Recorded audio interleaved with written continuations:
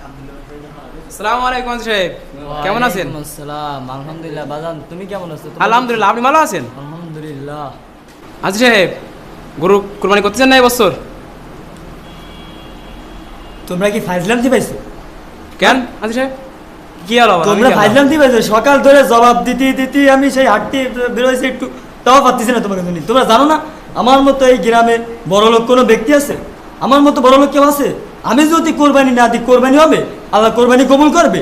আমার মতো আজিজ সাহেব, আরে বিশাল বড় লোক আজি সাহেব। তা আমি 15 লাখ টাকা দিয়ে গরু কিনে নিয়ে আসি। এই গ্রামের ভিতরে আর কোনো হাজি সাহেব আছে বা কোনো ব্যক্তি আছে 15 লাখ টাকা দিয়ে গরু কিনেছে? তোমরা জানবা কি রে এই সমস্ত কথা? আজি সাহেব, আমি তো আগে জানতাম না আপনি এত বড় লোকটা। তুমি জানবা কি রে? তুমি তো থাও ওই নদীতে মাছ ধরো বা ওই গেরে বেরিতে কাম করো, তোমরা আমার বিষয় জানো? আমার ওই ব্যাংকে ভালো আছেন?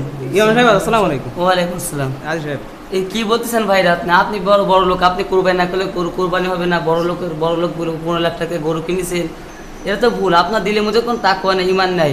এরকম করলে তো আপনার কুরবানি কবুল হবে না। কুরবানি আপনি মানুষের কেন জন্য করতেছেন?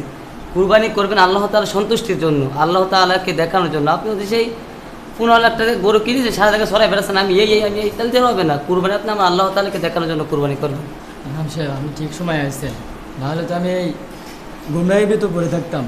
ওই আসলে কথা হচ্ছে কি, ওই চাকরি পেদা করে ওই ব্যাংকে কয়টা টাকা থুইলাম, সেই টাকা নিয়ে অজবাতা করতেছি। এখন টাকা পয়সা আছে, এখন কি বলবো? সেই জন্যে আপনি যদি না বলতেন তাহলে তো আমার কোরবানি হতো না। যা হোক, ভুল হয়ে গেছে, আল্লাহ তাআলার কাছে আল্লাহ আল্লাহ আমার কবুল করে আমিন। দোয়া করবেন, আমি যেন ইনশাআল্লাহ। সঠিক পথে চলতে পারি।